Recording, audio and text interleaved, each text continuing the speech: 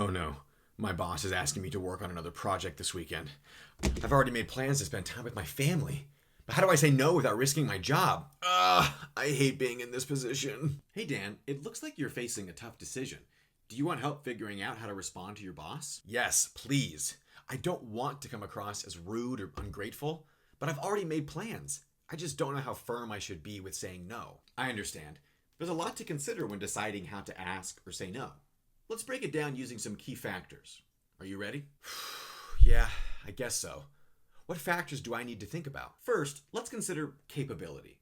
Are you capable of taking on this extra work, realistically? Well, I technically could do the work, but I'll be exhausted. And I've already promised my family I'd spend the weekend with them. So physically, yes. But emotionally and mentally, I'd be drained. Good observation. Next, let's think about priorities. What's more important to you right now? Spending time with your family or taking on this extra project? My family. I haven't seen them in a while, and I need that time to recharge. I don't want to keep sacrificing my personal life for work. Sounds like your priority is clear. Now, how will your decision affect your self-respect? Will saying yes or no make you feel better about yourself? If I say yes, I'll feel like I'm just caving in again, and I'll be disappointed in myself for not standing up for my needs. If I say no, I might feel guilty, but I think I'd respect myself more for setting boundaries. Exactly. Holding on to your self-respect is crucial. Now, what about your rights? Do you have the right to refuse? And does your boss have the right to expect this extra work? Well, it's technically outside my job description. I know I have the right to say no, but my boss also has the right to ask. It's just that he's been asking a lot lately. That leads us to authority. Your boss has authority over your workload, but you also have authority over your personal time.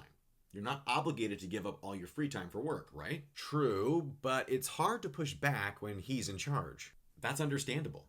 Now, consider your relationship with your boss.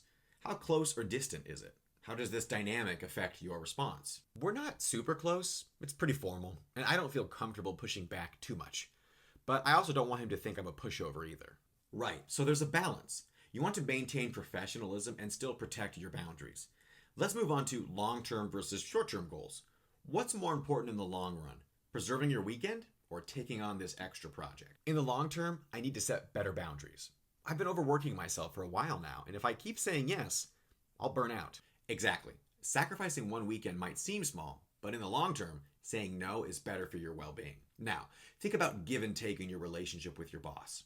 Has he been flexible with you when you've needed time off? Not really. I feel like I've been doing more of the giving. That's important to note.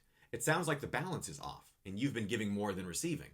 Finally, have you done your homework to prepare for this conversation? I guess I haven't really thought about how I'm going to say no. That's okay. We can work on that together.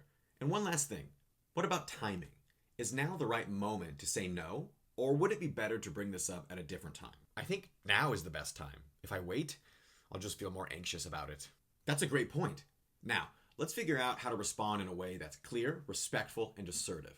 You can say something like, I appreciate the opportunity to take on this project.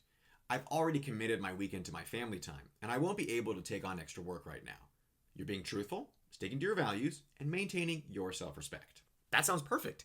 I'm not being rude, and I'm still standing up for myself. Exactly. You've considered all the factors, your capability, priority, self-respect, rights, authority, relationship, long-term goals, give and take, preparation, and timing.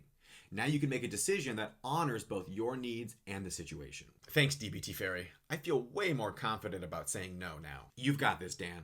Just remember, setting boundaries isn't selfish. It's necessary for your well-being.